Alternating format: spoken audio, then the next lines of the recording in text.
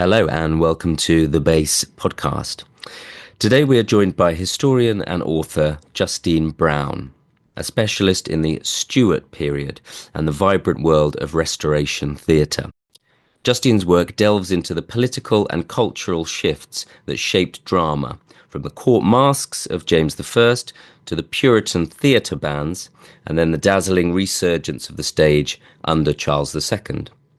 Her recent book, The Private Life of James II, explores the personal and political complexities of one of Britain's most fascinating monarchs. With deep insights into playwrights like William Davenant, John Dryden and Aphra Behn, Justine brings a fresh perspective on how theatre both reflected and shaped the turbulent times in which it was created. Welcome, Justine. Thank you very much for joining us. Thank you for inviting me. Hello. A pleasure. People should check out your YouTube channel and Instagram account, which is Justine Brown's Bookshelf. Indeed, please do. Yes, I also tweet on X. Okay. So, my YouTube channel is a history YouTube channel that focuses on the 17th century, but it's heavily illustrated and it brings a lot of the artistic trends into the video essays as well. Wonderful. Do you want to start by giving a brief historical overview of this period that we're going to be looking at? So it's like the end of Shakespeare's career to the Restoration. So we were talking beforehand about the fact that this is an era that is kind of obscure for a lot of people. Like we tend to learn a lot about the Tudors, but not as much about the Stuarts. And I think the basic reason for that is that the Stuart line, the Stuart King James II was dethroned in 1688. And after that, it's sort of the settlement that was brought in under William of Orange and then under the Hanoverians was a extremely controversial one because they broke the principle of legitimate succession, of inherited succession. Essentially, it boiled down to James II having converted to Catholicism, and this became a problem for a number of reasons. So I think there are political reasons why this era is sensitive, and it has had great results for Scotland and for Ireland in terms of their independence, and these are obviously very sensitive topics in Britain generally. So I think this is one of the reasons. So after Elizabeth I dies in 1603. James I and VI of Scotland came in. This was the son of Mary Queen of Scots, who ironically, Elizabeth actually executed. She had her imprisoned in England for a long time, and then they were able to show that she had been involved with plots to dethrone Elizabeth and escape from prison. And so she was actually executed, but her son, who was brought up in Scotland, became Elizabeth's heir. Elizabeth was a queen who never wanted to talk about her successor. And finally, it's debated whether she actually assented to this, but he came down from Scotland and he brought his children, including Prince Frederick and Prince Charles, who would later become Charles I.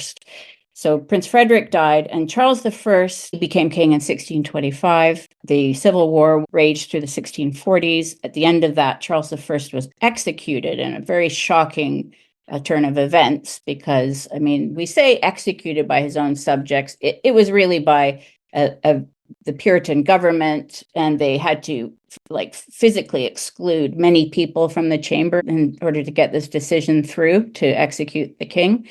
So the king was executed in 1649, and then there was a period of Republican rule in England, and Scotland, which lasted from 1649 to 1660. This is another era that is it's one of the most strange and fascinating. It's easy to stereotype the Puritans as just a bunch of humorless art haters or whatever. It's a little more complicated than that. So we'll talk a bit about that.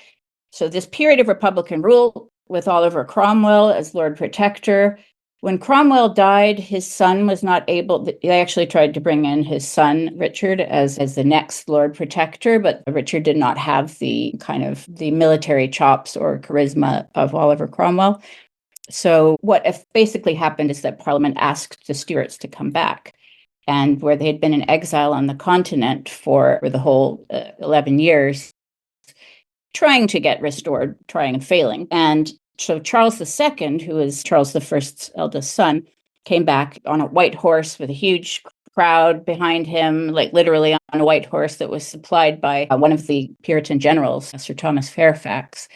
And there was a lot of people from the old regime who reconciled with Charles II. There were others who did not. And the tone, the sort of tone of the Restoration period, certainly in the theater, most people, if they know something about this, they kind of associate the period with a lot of like over the top kind of sauciness and lewdness and self-indulgence and sort of a sybaritic, tone, and lots of like Restoration farce, like sex comedies, effectively people running in and out and hiding under beds. This was connected to the fact that Charles II said he would limit his revenge on the people who executed his father to the 59 men who signed the order to have his father executed. But what they did do instead was that they kind of took it out on them by offending their Puritan sensibilities as much as possible, right? And so a lot of what we see, like the crudeness, the lots of making fun of Puritans, lots of just pleasure seeking, and some grossness. Like if you've heard of the Earl of Rochester, there was a movie with Johnny Depp called The Libertines. Yeah. The Earl of Rochester was one of Charles II's friends, although he did anger the king from time to time by taking it too far. But this is kind of typified. This is the idea we have, and there's some truth to that. These people like Rochester were libertines and incredibly wild, basically.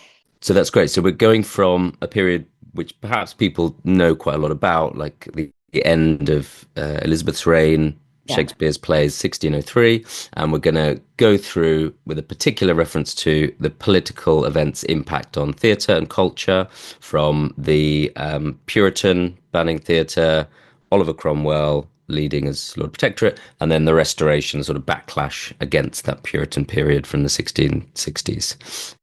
Could you perhaps set the scene for us? It's 1603. Elizabeth died, as you say. James I from Scotland becomes king. How does this start to affect culture? Can you see any impact on Shakespeare's later plays? Because Shakespeare doesn't die until 1616, so there's quite a large period then. I was just going to say Macbeth is the first play, right, that James sees. That's about a Scottish king. Is that correct?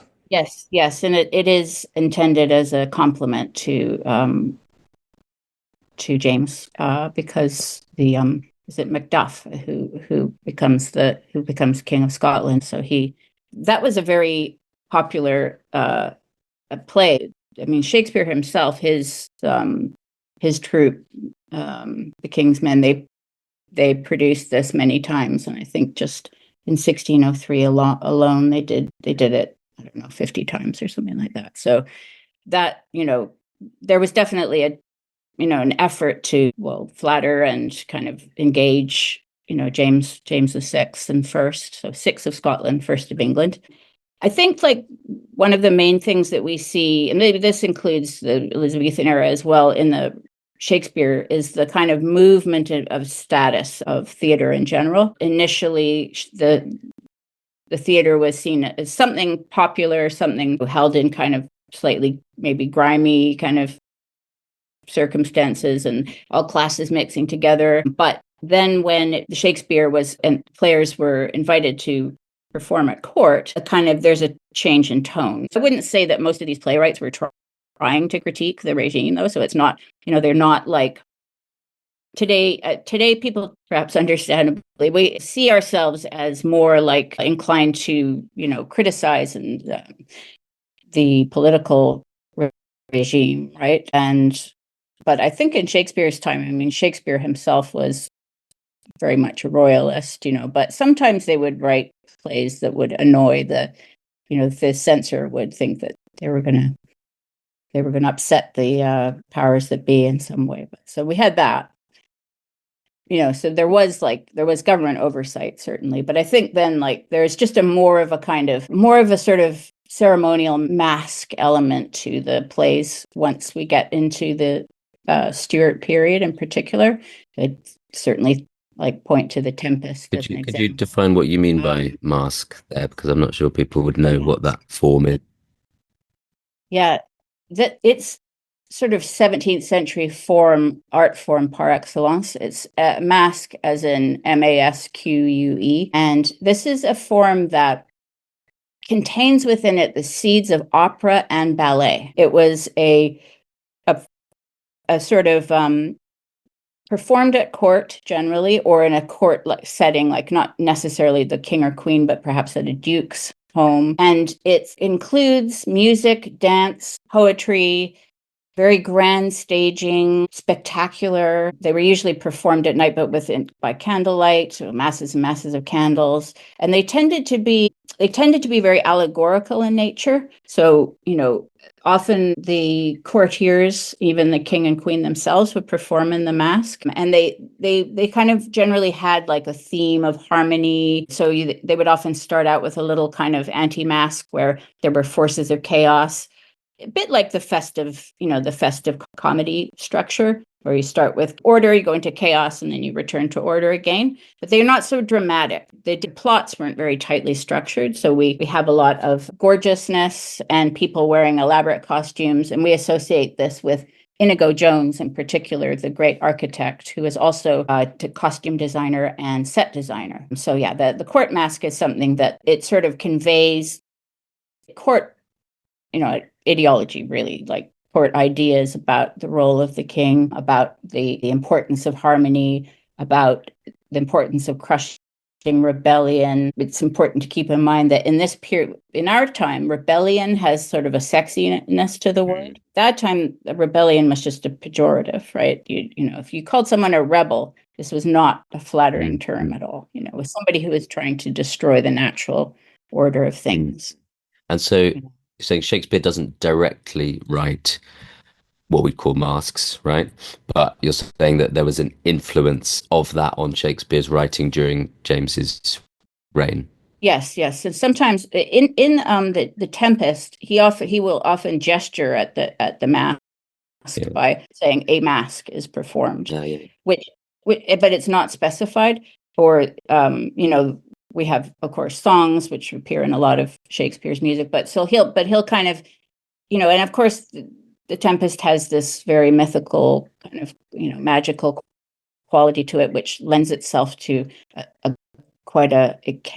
could be staged in a very kind of spectacular fashion, with a lot of enchanted, beings and so forth. So I think, I think it hints at the mask. I think also The Winter's Tale is another one that has mask-like elements to it. Also sort of tragicomical style, which is actually a form that was also very popular in the Restoration period, tragicomedy, and in addition to pure comedy. Yes.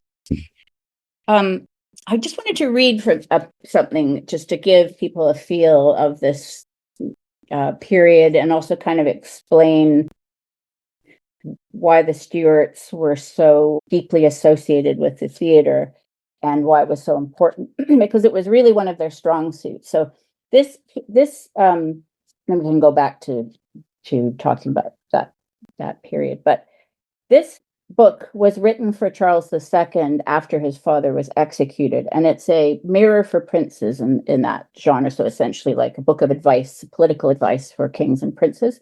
But it was written by the Earl of Newcastle, William Cavendish, Earl of Newcastle, who was a tutor, somebody very close to the family, somebody very grand, who was also a general, and he went into exile on the continent, and there he wrote this book as of advice for Charles II, who was young and didn't have as much, was firsthand experience of England, really, because he was living in exile for a long time. And so one of the things he does is suggest, when and if they get restored, what should they do about popular entertainment?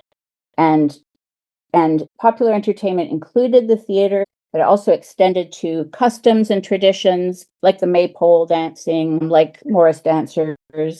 All of these kinds of customs and pleasures were discouraged under the Puritan regime, as immoral, as pagan. And so Newcastle recognized that if the Stuarts were to come back, that to keep their popularity and to promote, yes, like a lasting regime, what they should do was emphasize those things as much as possible. So he is telling Charles II, who's a young man but who hasn't, has been away in exile for a long time. This is just a paragraph.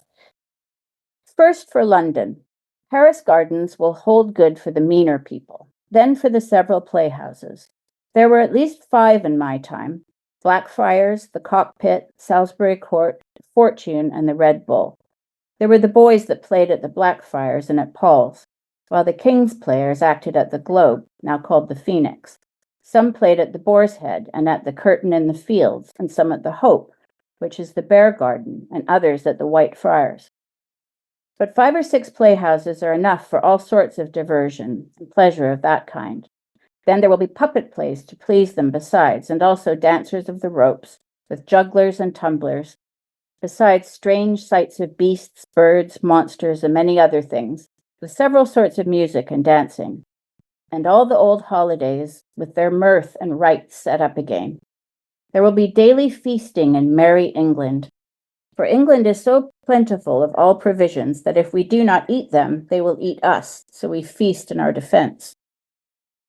May games, Morris dances, the lords and ladies of the Maypole, the fool and the hobby horse must not be forgotten, and also the Whitsun lord and lady, the thrashing of the hens at Shrovetide, carols and wassails at Christmas, with good plum porridge and pies, which are now forbidden as for profane, ungodly things. So he is relating what he remembers of the plays and the theater from when he was a young man, and also sort of reciting all of these kind of traditions which are being actively repressed during the 1650s. Is this in the 1650s, Justine? He's writing in the 1650s, yeah. But he's remembering pre-Puritan times. Yeah. I mean, it sounds lovely, doesn't it? Yeah. How old is he?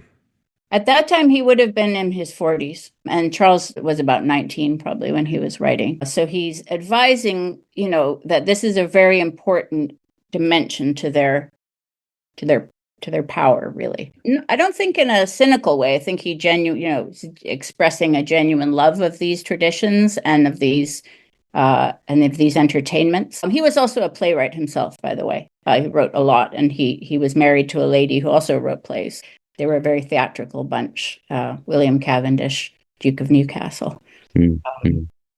Really extraordinary character. Yeah, I find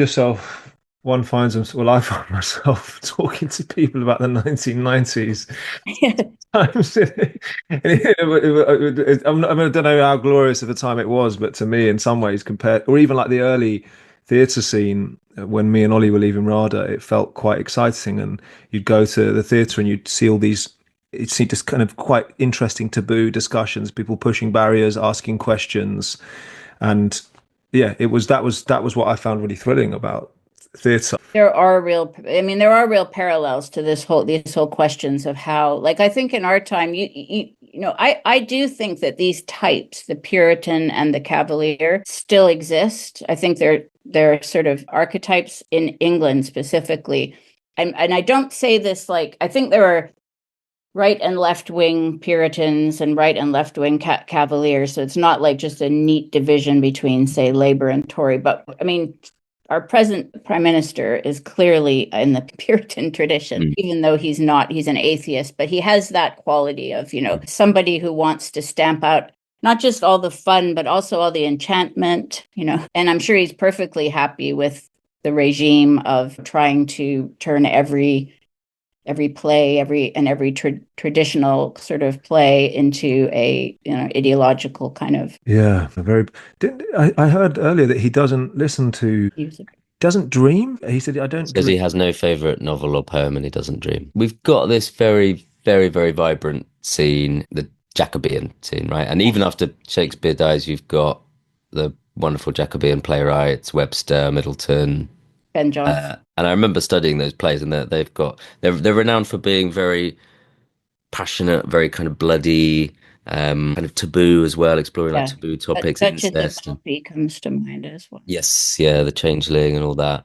So how do we get from that to the Puritans? Like, Yes. what happened? I think that so in the Caroline period, which is when Charles the First comes to the throne in 1625. He takes over from James, right? Yes, so James dies, and his older brother had died after going swimming in the Thames, and he caught his death of cold or something, and Charles then becomes the heir. And Charles had a very, very developed artistic sensibility. He had one of the best art collections imaginable. He was like an incredibly devoted collector of paintings. Van Dyck was his official painter. His wife, Henrietta Maria, was a French princess who when she came to England, initially they had a sort of bumpy patch where some people, have you heard of the Duke of Buckingham? He got a bit of extra, George Villiers, Duke of Buckingham. He got a bit of extra attention recently because there is this sort of pornographic series about him called Mary and George. It's one of these series that it looks great, but it literally is because James the First had male favorites, and there is a push to argue that he was like an active homosexual. Like, I mean, it's debatable, but anyway, this show like has really explicit gay sex in it, but it looks amazing, and they show the masks and the beautiful costumes. I mean, it's a show that is quite attractive in one way, but I think it overemphasizes the anyway, I mention this because George Villiers, Duke of Buckingham, was James's favorite, and then he was Charles the First's favorite, but he was murdered by one of his sailors, and once that happened, Queen Henrietta Maria and Charles, their marriage really took off, and they became very, very close. And she loved court masks, and they both loved theater, and she had her own troupe, Queen Henrietta Maria's men, and she had her own troupe of just straight up, playwrights and players. And then she just loved to perform in court masks, and she commissioned Inigo Jones and Ben Jonson, and also one of the people that we agreed to focus on, which is Sir William Davenant, who was a poet and playwright whose career spans this period. So he was active at the tail end of the Shakespearean time, and apparently he was Shakespeare's godson. But there are rumors that he was also Shakespeare's son, which he was quite happy to entertain. Who's this character? Sir William Davenant, Davenant, Davenant. And so he definitely is known as his godson, but there are some rumors. Yeah. There were rumors. I mean, ones he was quite happy to, like, he liked the idea of being Shakespeare's son. I don't think he was, honestly. But is there like a sort of conspiracy school who believe there's a bloodline or something there? Yes. Yeah. Right. Okay. His father was a huge fan of Shakespeare, and Shakespeare used to stay at their place in Oxford.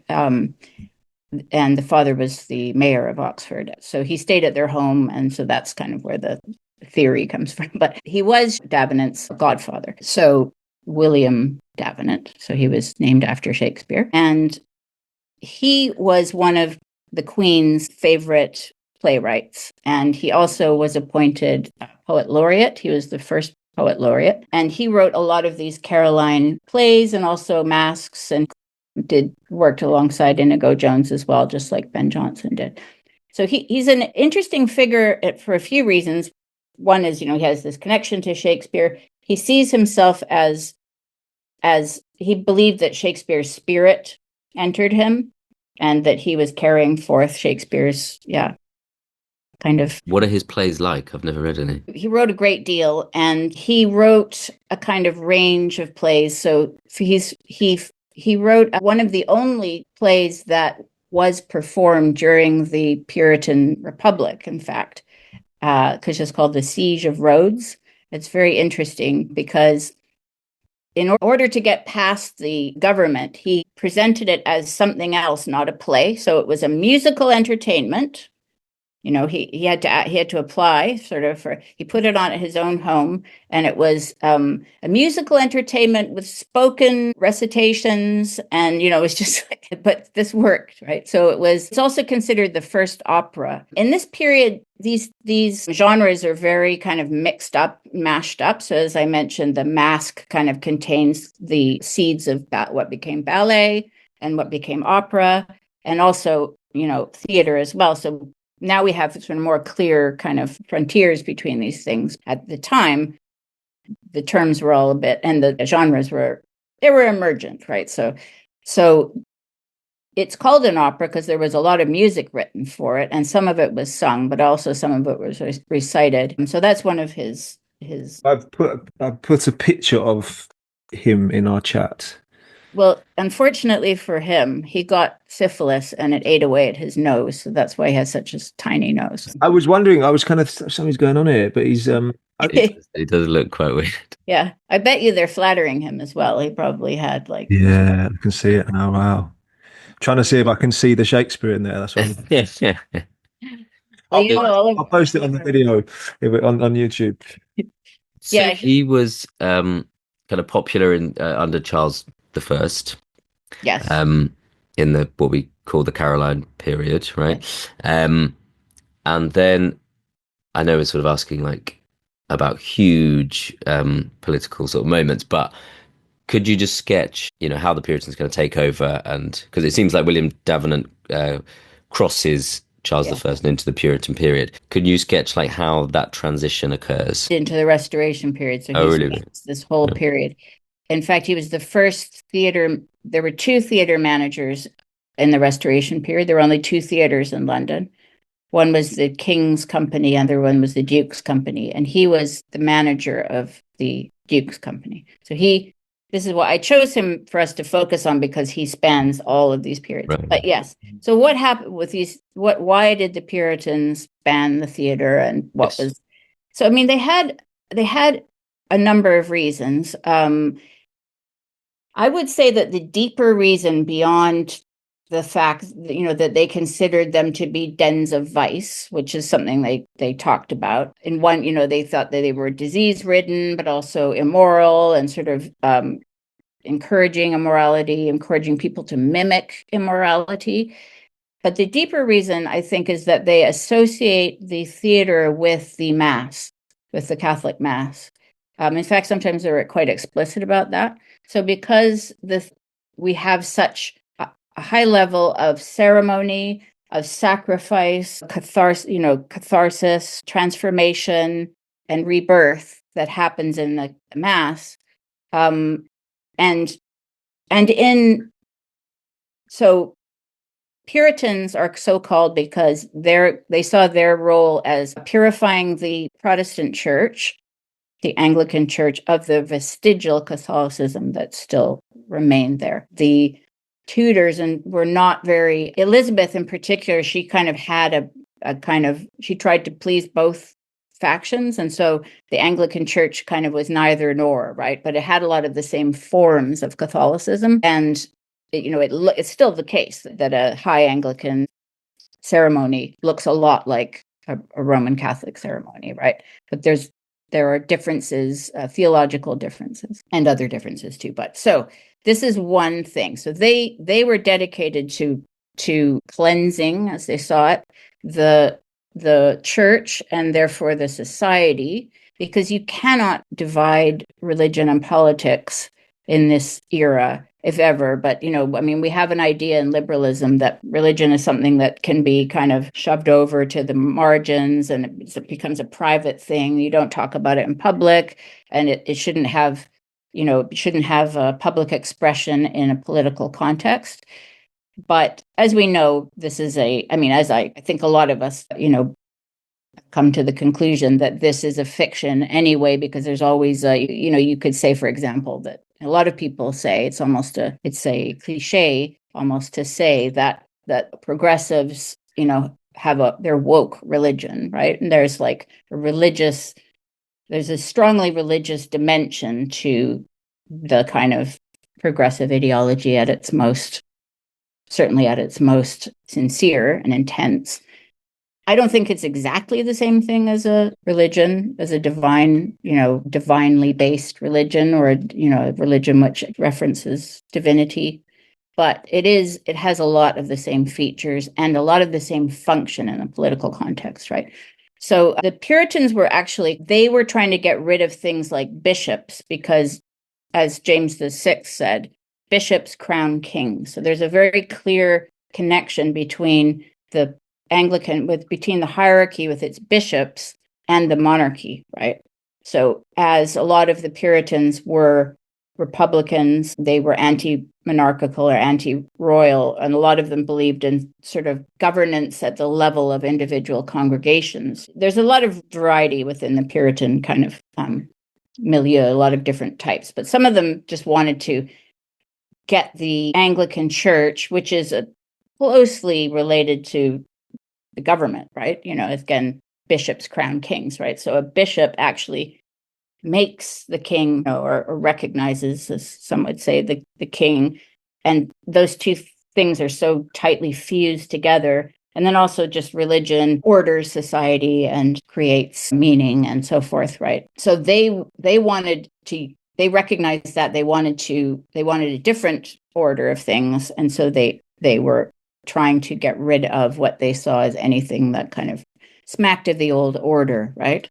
Which the altar and throne kind of version of the government politics. And so they really associated the theater with this, with the mass, with kind of this ceremonial order. They often accused Roman Catholicism of being pagan. They generally also just broadly accused the theater of being pagan. So these are probably, and I think that because the theater also is so tightly associated with the royal family in particular, and as they were having a lot of political differences with the king, and trying to essentially, Parliament was filled with Puritans, and they were trying to wrest power away from the king. And the Parliament went from being a kind of more like an advisory, session to meet with the king and tell him what's going on around. And they got into this much more kind of combative situation where Parliament was fighting with the king, and they wanted to become the chief they wanted to be the government, not,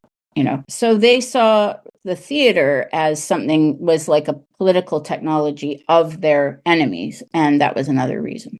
So I think those are some of the core reasons. And so 1642, when they had the king on the run, and the king went to Oxford and set up a kind of parallel government in Oxford. Meanwhile, the Puritans had taken the Parliament in London, and they brought in a law to ban the theater in general and to introduce punishments for. Justine, can I just ask a question? I might have missed something. So you said they set up a government in Oxford. Yes. What year was this? 1642? Yes, the royal family set up a government in Oxford. The royal family, someone, right? Yeah. Yeah, so there was a parallel government in Oxford, and it's a very strange situation. So Charles I left London, which a lot of people, reproach him for doing, because who controls London controls England, essentially. Mm-hmm. But there were reasons. Things were getting very tense and ugly with Parliament, and Parliament were making use of mobs, and he was worried for his family. And the war kicked off as well. So they were fighting the royalist forces and Parliament's forces, and Parliament was dominated at this time by these Puritans. Okay, and this is the Civil War. Yeah, this is the Civil War. Yeah, which goes 1642 to 1649. So the Puritans had Parliament in London, and meanwhile, the king, Charles I, and his supporters set up. It's a very interesting, fact that there's this kind of rival government in Oxford, and he sets up another Parliament and another House of Lords, and they had they had a mint, and they had all sorts of things, all of the technology, right, that you would, and they also had masks and theater and all of that as well, because that was an intrinsic part of their lives. So they were still doing masks and theatre in in Oxford, the Royalists, like while Yeah, the Civil War was going on? yeah, as much as they could, really, um, Oh, get away wow. with it. It wouldn't be to the same degree as it had been in peacetime. Who was guarding London? Who was guarding the palaces and places of importance in London? Well, good question, because the Puritans took over most of it. I mean, the Parliament's forces, and they did have quite a lot of, they had some aristocrats amongst them. The aristocrats mostly sided with the king, but there were quite a lot of them that sided with Parliament. So in some cases, like Henrietta Maria had been allowed to build a Catholic chapel, which Inigo Jones designed for her, which is still stands today, actually. It's just beside St. James's Palace. And that was looted. There was a Rubens altarpiece. It was a very gorgeous place. The kind of mob went in there and just wrested the thing out and chucked it into the Thames. And they were using Westminster Abbey. I believe they were using that as a stable at one stage. So they were just kind of defiling, A stable for horses. Yeah, yeah. Oh, wow. So you had, yeah, increasingly they were, they wanted to get rid of the Anglican Church altogether. A lot of them decided that they couldn't save it.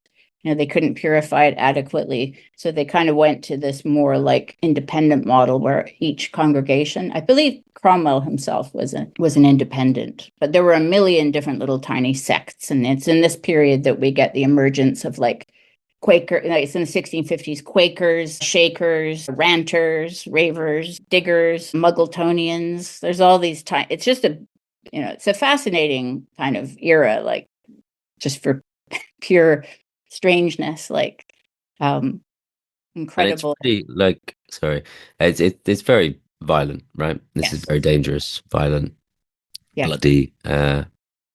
bloody war. And is it very kind of, I don't know, what we call like non-linear kind of warfare? Is it like kind of anarchical and chaotic?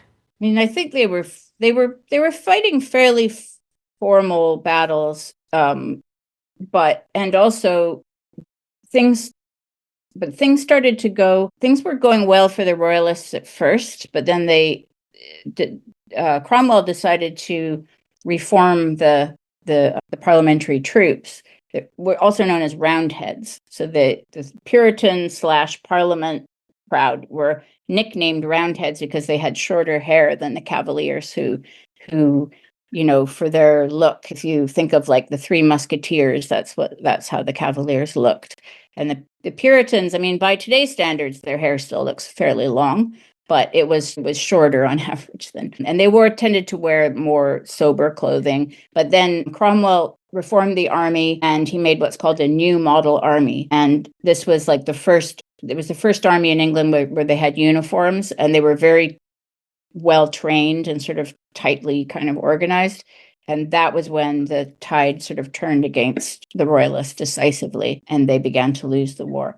Now, I should say I have a friend who is more of a Oliver Cromwell supporter than I am, and he says that Cromwell is not, that there was iconoclasm, which is kind of we associate with the Protestant extremists, where they would go around and smash up stained glass windows and images of all kinds. This is something that spread from Martin Luther's period onwards. There was a lot of smashing up of religious art and imagery throughout Europe, and it did spread to. He says that the Cromwell who's most responsible for the iconoclasm is Thomas Cromwell, who, of course, was Henry VIII's right-hand man. And I think there's probably something to it. I know, but if Oliver Cromwell sanctioned the smashing up of churches, I guess perhaps that, it's debatable, right? Maybe he didn't, but Were they smashing up theaters as well? well, there wasn't much left by this time because they 1642 they were taken apart. Yeah. They So lit physically. they took them. Yeah, yeah. I think they were. People would just go around and dismantle. Yes, yeah. They dismantled them, and also there were the punishments for acting, for putting on a play. you were get beaten for that and fined. What did the poor actors do instead of that? What new jobs did they move into? Yeah, good question. I mean, they may have all become soldiers at that stage. They probably had a certain amount of underground theater. The fact that they had to introduce punishments kind of suggests maybe that there were people who were defying them. There were all sorts of, I mean, famously, Christmas was banned under this Puritan government because they considered the way that Christmas was celebrated was too Catholic and too pagan in their view. And so they formally banned Christmas. Christmas was something that you should, as a Puritan, that you might like quietly mull over to yourself or perhaps say a prayer or something like that. But you shouldn't celebrate it with too much kind of overt festivity, and you shouldn't bring greenery into the house. And you shouldn't make mince pies and all that kind of thing. It was too festive for them. But there were rebellions. There was famously a Christmas rebellion where people were killed because they defied the government, and there was a shootout over this. Justine, you said earlier that there's like almost two archetypes that British people can be in. Is the Puritans? What was the other one? The Cavalier. Cavaliers, yeah. So how was this archetype birthed? Had it been? Was it just? Had it been building up from the? From the early Reformation? From the Reformation, that's the word I'm looking for. So it'd been building up, but was it a new type of person? Like, how did these people become possessed with this? And if that archetype was birthed in this period, how has it survived for 400 years? Because I do feel this in people. I can sort of sense it in people. In some ways, I can sense it in myself. In some ways, there's a part of me that's like, I have a bit of a Puritan energy in me. I don't know, I'm just being honest. I can sort of see this sense of like deep righteousness about like we must do whatever we need to do for what needs to be done. Something like that, isn't it? Yes. But I mean, I suppose that I believe the royalists also felt quite sincere they certainly felt sincere about the old order, and about loyalty. They could get very, very, very earnest about anything to do with loyalty. And they liked to be kind of lighthearted and pleasure seeking and kind of increasingly nonchalant and it was interesting how the thing emerged. I mean, if we go back to Thomas Cromwell, what Cromwell is famous for is the dissolution of the monasteries and the liquidation of all their riches. But it was kind of motivated by his very severe sort of theological in his beliefs. Really, is that he really came to frown on images and I guess what he saw as like luxury and abuses, corruption, things like this. And they they overemphasized it because it was lucrative for them to say like, well, I think there are a lot of abuses at this monastery. Let's liquidate the place and then money into the king's coffers. And were they referring to each other as Puritans? And were those names known at the time? Not in Thomas Cromwell's time. By the way, Thomas Cromwell and Oliver Cromwell were related, although Thomas Cromwell was Oliver Cromwell's great uncle. We were in the Civil War, and like the Puritans had dismantled the theatres, and there was this energy of iconoclasm, you say, and the actors are out of work. I think I was interested in, and the Civil War is raging. There are some small sort of private secret underground performances going on, but the Puritans are very much against that. And you actually talked about Sir William Davenant kind of smuggling theatre in through this musical. Yes, once the king was executed and the Republican government was established, then he started doing these musical entertainments, which were really plays. And he's quite explicit, like he wrote a preface to his where he kind of makes, he criticizes and makes fun of the Puritans for like banning the theater. But so it's clear that this is what he was actually just trying to bring back the theater, but just do it in a sneaky way so that, they didn't quite twig that this is what was going on. Although I'm sure there were some in the, in the ranks of the new government who I mean, they, who wanted to see some high, especially some kind of uplifting or like entertainment. I'm sure they did, So famous, yeah, his work, which is the best known, is The Siege of Rhodes, which is about how Rhodes fell to the Turks. And there was the first actress since this, certainly, like, as you know, in William Shakespeare's time, all the roles were played, the female roles were played by young boys, young, teenage boys, I guess. And the masks did feature women, but they were in court. And I should add, there was a man named William Prynne, a Puritan, who wrote a pamphlet where he was excoriating the theater. And this was just before the Civil War kicked off. And he said something about actresses being whores, which got him in a lot of trouble because the Queen was appearing in masks and everybody knew that, and other women from the court were as well. So he got whipped in public and had his ears shorn, but he just kept, like, he got imprisoned and he just kept going. And he was really like dedicated to denouncing the theater.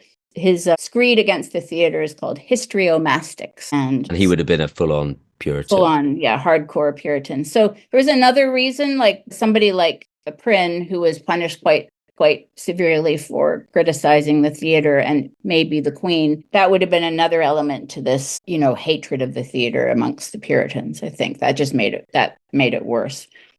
So he was almost like a martyr, sort of almost a Puritan martyr. Yeah, yeah. And I believe that the execution of Charles I, which happened outside the banqueting house in Whitehall, which banqueting house it has a Rubens ceiling, still stands today. And this is where he staged a lot of his court masks. They had him walk through that room and out onto this improvised platform where he was executed by men wearing masks and wigs. And I believe that they did that on purpose because they wanted to create a kind of anti-mask, and that it was explicitly a reminder of that whole sort of court aesthetic, which he loved so much and which he lost, and, which was so tightly associated with his government, right? So when the Puritans executed him, they first had to remind him of those wonderful, many, many wonderful nights and performances that he staged, and then take him out and have him executed in this extremely ceremonial fashion, which I think had. Now, how conscious they were of this, I don't know, but it seems like very likely to me that there was some awareness, because this place was really tightly associated with the mask tradition. Right. And something that Charles, and also the Rubens paintings on the ceiling, murals, are paintings of his father, James I and VI. So it's very like, they were emphasizing this at the end of the monarchy. It's the end of this line. It's the end of this tradition. And then, there was, and the crowd was very silent. It wasn't like a baying. It was apparently when the king's head was cut off, there was just this kind of gasp and this quietness, and then people just walked away. So it was then this new era. And Justine, when he had his head cut off in the streets. Yeah, it was just outside Whitehall. Did he give the necklace to someone and say? I read this somewhere that he says remember. Is that true? He said remember, definitely. Yeah. He made a very good speech, which by the way, Curtis Yarvin quotes at length in one of his essays. It was about, essentially, it was he's one of the things he said was that he values liberty and freedom as much as any man, but liberty can only be founded on order. And so he was kind of replying to the parliamentarians with their kind of cries of liberty, which is like sort of the big, what we call like Whig history, which goes straight from there right up into the American Revolution kind of sensibility. But the Whigs were the party there were Whigs and Tories, and these emerged later in the 1670s. But the Whigs have, like, they're kind of progressives essentially. Like, they have this view that everything is, we have to evaluate the past in terms of how well does it lead to our present liberal democracy order, right? So, generally, the Whig historians, as they're called, they approve of parliamentarians because they see this as, like, again, a move away from the altar and throne kind of era, right? Now, I wanted to mention that Sir William Davenant staged an adaptation of The Tempest once we get into the Restoration era. Again, 1660, Parliament invites the king back, and very quickly they reinstated the theaters. But instead of having a bunch of theaters, they had these two theaters. Again, it's the king's men. So the king was the patron, and the duke's men, that was the Duke of York, later James II. So later the subject of my book. He was the king's oldest brother. And both of them were great fans of the theater. In fact, James saw more plays than any other king, apparently. And one of the interesting things about this, like, Restoration period is that the king and the duke and others started to attend the theater themselves. So they didn't ask the troupe to come to them like Elizabeth and James the First and Sixth did. So this was a new era where the king's men was managed by a man called Thomas Killigrew, who was a longtime supporter of the royalist cause, and his nickname, or he was also known as the King's Jester. He had been Charles the First sort of unofficial jester, and he was a playwright himself. And the Duke's company was managed by Sir William Davenant. So again, this figure who we've been focusing on, the godson of William Shakespeare. And he and John Dryden adapted the Tempest for the Restoration stage. And I've been reading it, it's quite interesting. It's like they added, because I think, we probably, like, we're kind of a little suspicious of adaptations like this because often they're quite clumsy. But what they did was kind of, so far I think, is quite successful. They wanted more, like, more girls, so they brought in a few more female roles, because actresses had now been introduced. So in 1661, I think, was when Charles II decided that they would have women on the stage. One of his reasons, he thought that there was a kind of homoerotic quality to the boy actors of the Shakespearean period. And so one of the reasons he cited, and most people are they like to think of Charles II as being this person who was very, like, just indifferent to traditional morality, but I don't think that was entirely true. But he thought that instead of having boys dressed up as girls, they should have women. So, but of course, that also shocked the sensibilities of the Puritans. So it had a double function, which is annoy your enemies, which, again, like, remember I said, they weren't allowed, he had agreed not to persecute most of the Puritans who were still around from the previous era, but he could annoy them. And so, he didn't put them in prison, but he would annoy them. So he knew that they didn't like women on the stage, and that they'd criticized his mother for performing in masks. So that was guaranteed to annoy them. And I also think Charles was a great, very lusty individual. And I think he just liked seeing women on stage. And he had mistresses as actresses as mistresses. So Nell Gwynn is the most famous one, but there were others. And so, yeah, you've got women, and it was the people who went to the theater, like Samuel Pepys, the famous diarist.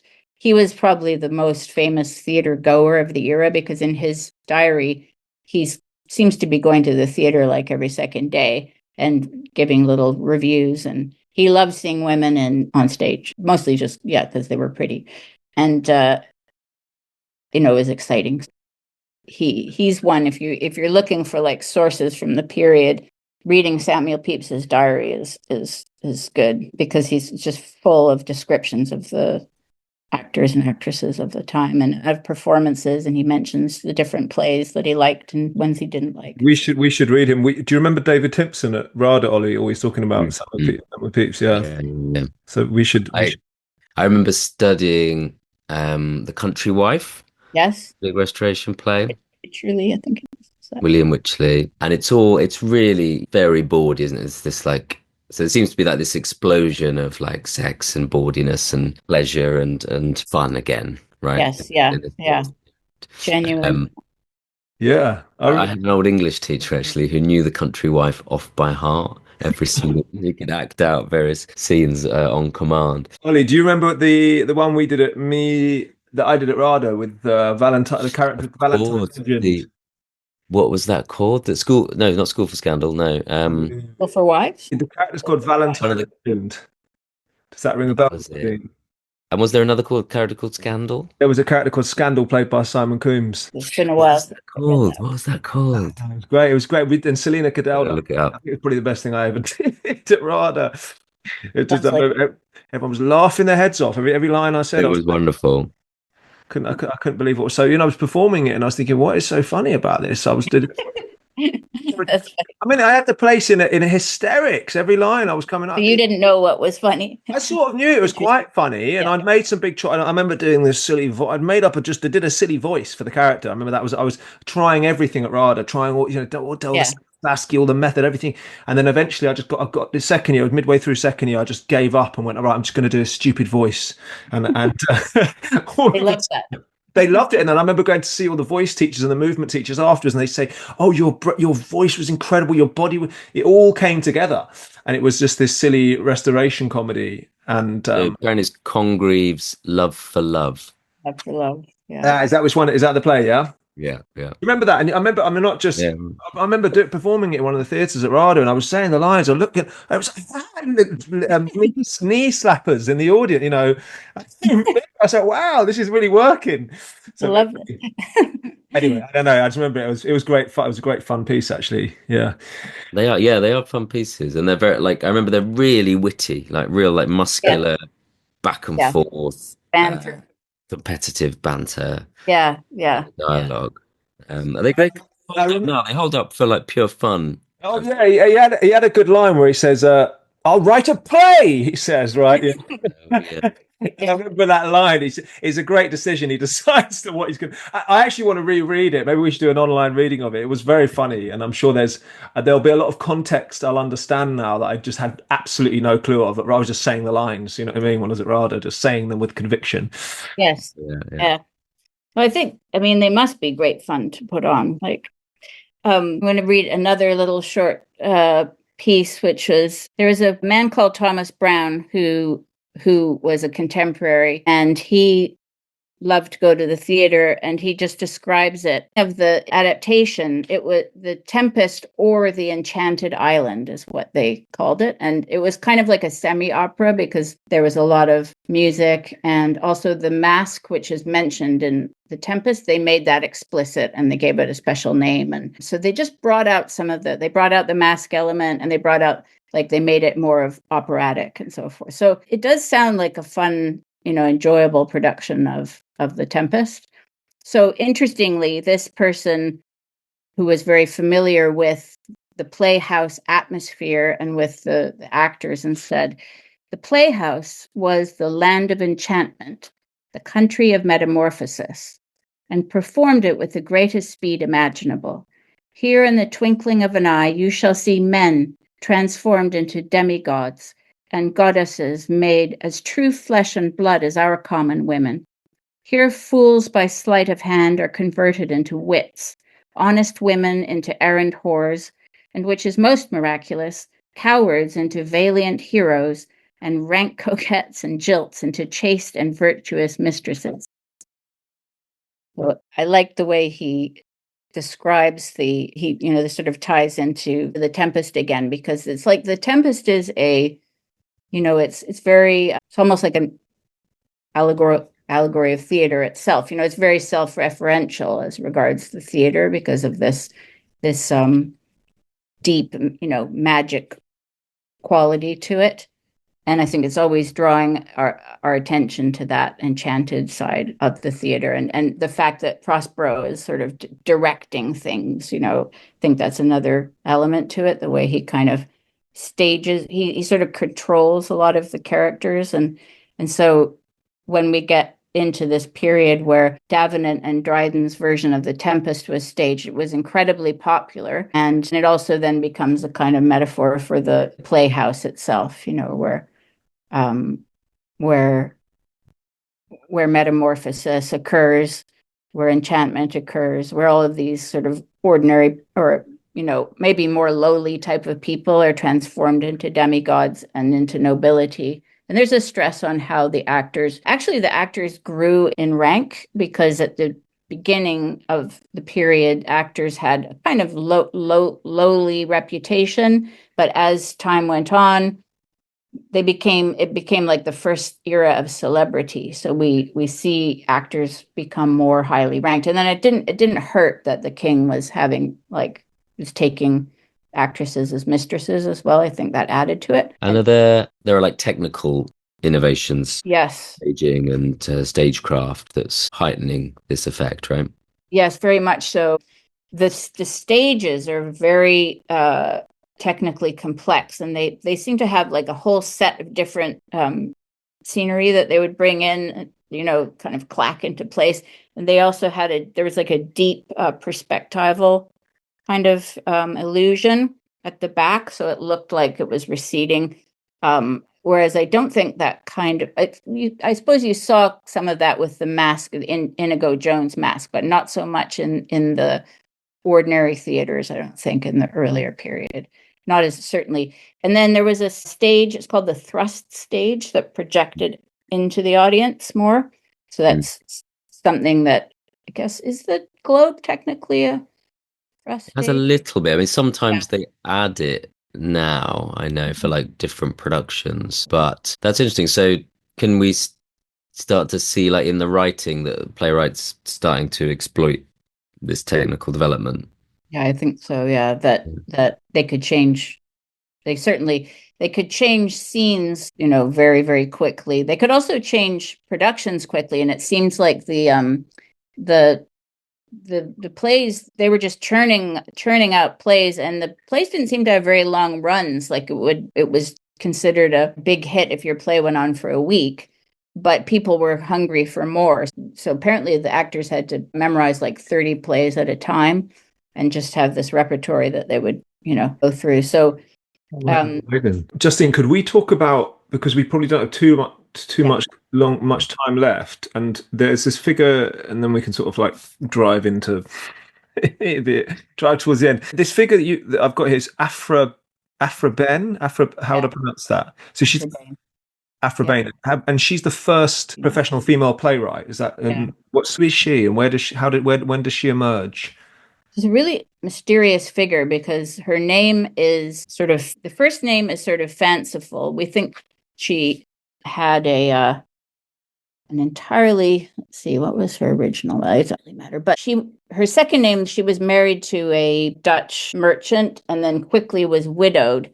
I actually think this is one of the reasons why Afrabane was able to function as, I think that being a widow gave her a higher status socially, and it gave her a little bit of protection, because not everybody was happy with having female playwrights. So she early years are a bit obscure, but she was a spy apparently for the Stuarts during the period of exile. So she was spying for them in the Netherlands, and she had her Astrea was her code name, and then she used it in her plays as well. So sometimes she used Astrea instead of, which is like almost like a sometimes used as a alternative to Britannia, as a kind of personification of Britain. So she is a figure who was a very, very dedicated Stuart kind of supporter and royalist. And naturally, you see like feminist critics want to emphasize her kind of, they want to see the progressive in her kind of thing, but she wasn't politically a progressive. She did defend her sort of, she defended herself against the critics who didn't like the idea of a female playwright. So sometimes she would build in a defense into the epilogue or the prologue, which they seem to play quite a strong role in the restoration stage, is the epilogue and the prologue and the epilogue figures coming out and kind of being that threshold or that liminal kind of figure between the suspension of disbelief part, where they would address the audience directly. So anyway, she often used those as kind of an opportunity to make explicit like defenses of her. But she is most famous for a play called The Rover. Yeah, that's what I'm looking at now. Yeah. And she also wrote a novel called Orinoco. Orinoco. Yeah. Orinoco, yeah. Based on she made this mysterious trip to Suriname I believe it's in the Caribbean. Yeah.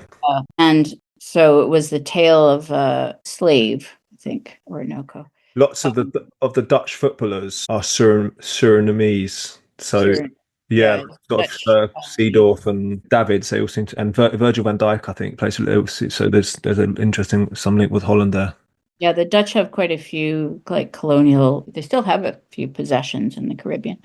She wrote that later on, after, in fact, her playwright career kind of came fizzled out a little bit, because there was a really high point for the theater in the Restoration theater. Went strongly. First, there was a political crisis in the 670s when the Duke of York, James, Duke of York, converted to Catholicism, and he was the king's heir apparent because the king didn't have any legitimate sons or daughters, although he did have like 14 kids, but none of them legitimate.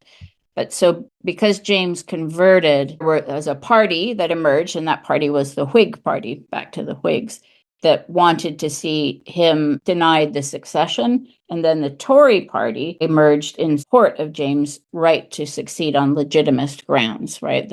That simply he was he was the legitimate heir. What year is this? His conversion was about 1670, and it was and once they found out about it, which it kind of took a little while to become clear that that's what had happened, about 1673, Parliament started trying to block him, and block him coming to the throne, and introduce a law that would formally block him. So and things started getting really hairy. There was a thing called the Popish Plot, which was a hoax that the Catholics were like planning to murder everybody in London or something. And so there was like a whole series of investigations, and a lot of people are executed. And so this was all turned around this question of James, whether James could succeed. Now, then at this point, theater gets a lot more political, and people like Bain were writing plays in explicitly supporting James. And interestingly, at one point she was very critical of one of Charles's illegitimate sons, who was presenting himself as a potential alternative. He was like trying to lead rebellions and things against both his father and his uncle. And Bain wrote a play where she criticized him directly, and that was too much for the king, even though she was supporting the king's position, but he didn't like the fact that she directly criticized his son. What's interesting is that the censorship of Restoration plays, they didn't censor explicit sexual references. They didn't censor anything but if there's anything that was that they consider politically dangerous, then they would potentially censor that. And anything that was downright heretical, they would also censor that. So that's the kind of thing that came, So even though Bain was actually trying to support the actual king and government, she got that explicit about it. So shall we leave it on a kind of historical cliffhanger with James II, and we're at what, about 1688 was when he was dethroned, but he came to the throne in 1685. Yeah. Okay. Great.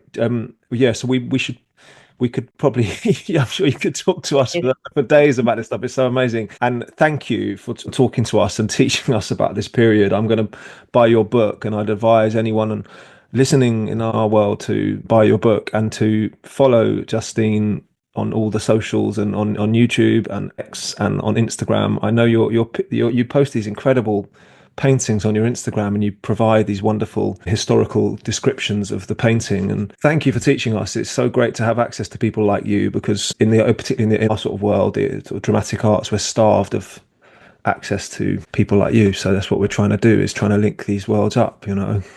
Thank you so much for inviting me. It's very, very Yeah.